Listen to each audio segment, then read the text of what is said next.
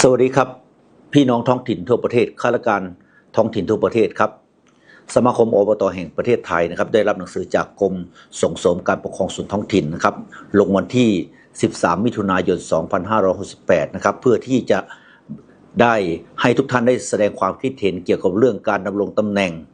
ของผู้บริหารท้องถิ่นติดต่อกัน2 วาระได้หรือไม่อย่างไรประเด็นที่2ก็คือเกี่ยวกับเรื่องว่าการที่ผู้สมัครเป็นนายกผู้บริหารท้องถิ่นนั้นมีอายุ25 ปีได้หรือไม่ซึ่งแต่เดิมนั้นมีอายุตั้งแต่35 ปีขึ้นไปนะครับในนามของสมาคมอบต.แห่งประเทศไทยนะครับก็มีมติเป็นเอกฉันท์นะครับบอกว่าในการยกเลิก2 วาระนั้นเราเห็นด้วยครับเพราะว่าการที่จะให้ผู้บริหารอยู่ต่อหรือไม่อย่างไรนั้นก็น่าจะขึ้นอยู่กับพี่น้องประชาชนนะครับไม่ได้ขึ้นกับเรื่องข้อกฎหมายนะครับเห็นควรที่จะมีการยกเลิก2 วาระนะครับส่วนประเด็นที่2ครับเกี่ยวกับเรื่องอายุของผู้บริหารท้องถิ่นนะครับนั่นก็คือว่าพรบฉบับเก่านะครับต้องมีอายุ35 ปีขึ้นไปนะครับส่วนพรบฉบับใหม่ที่จะมีการเปลี่ยนแปลงนี้นะครับเขาขอให้มีแค่อายุแค่25 ปีขึ้นไปซึ่งทางสมาคมก็ไม่เห็นด้วยนะครับเกี่ยวกับเรื่องอายุ25 ปีนะครับเราเห็นด้วยกับพรบฉบับเดิมคืออายุ35 ปีขึ้นไปเหตุผลก็เนื่องด้วยว่าถ้าผู้บริหารท้องถิ่นระดับนายกระดับผู้ว่ากรุงเทพมหานครถ้าอายุ25 ปีนั่นก็หมายความว่าเขาเพิ่งจบปริญญาตรีได้เพียงแค่ปี 2 ปีนะครับซึ่งถือว่าประสบการณ์ต่างๆโดยเฉพาะด้านบริหารท้องถิ่นชุมชนนะครับควรจะมี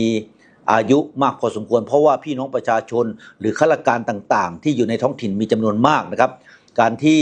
ท่านจะมาดูแลควบคุมดูแลพี่น้องประชาชนที่มีวุฒิภาวะประสบการณ์มากนั้นควรจะให้อยู่ในวัยกลางคนสักนิดหนึ่งนะครับใช่ว่าจะไม่มีความรู้ความสามารถแต่ว่า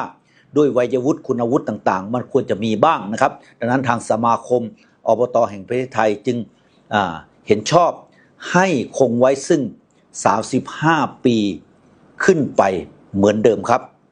จึงเรียนให้กับพี่น้องท้องถิ่นทั่วประเทศข้าราชการท้องถิ่นทั่วประเทศนะครับช่วยนะครับตอบประชาวิจารณ์นะครับในวันที่1ถึงวันที่ในวันที่1 กรกฎาคมถึงวันที่31 กรกฎาคมนะครับนั่นก็คือหมายความว่าทางกรมนะครับต้องการที่ให้เราได้แสดงความคิดเห็นนะครับเริ่มตั้งแต่วันที่1 กรกฎาคมถึงสุดท้ายคือวันที่31 กรกฎาคมในเว็บไซต์ของกรมส่งเสริมปกครองส่วนท้องถิ่นนะครับ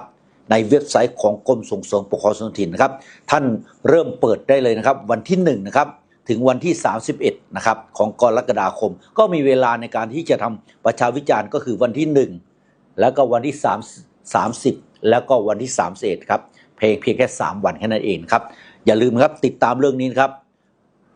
อย่ากระพริบตาครับด้วยความปรารถนาดีจากรองศาสตราจารย์ดร.วิรศักดิ์ หาดดานายกองค์การบริหารส่วนตำบลคลอง 3นายกสมาคมอบต.แห่งประเทศไทยครับสวัสดีครับ